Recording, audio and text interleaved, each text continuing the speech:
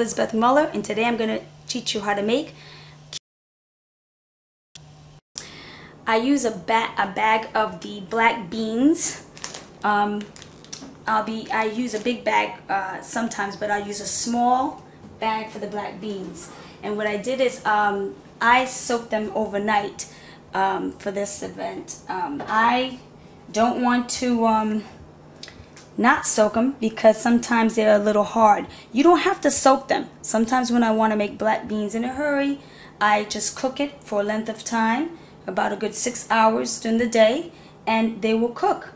If you have a pressure cooker also, you could use that. So some people use a Dutchy pan, or they use a soaking it overnight. And I soaked it, and if you notice, by soaking it, the 2 bags, you see the water is dark. Okay, the water is dark, and I'm going to just go like that and show you.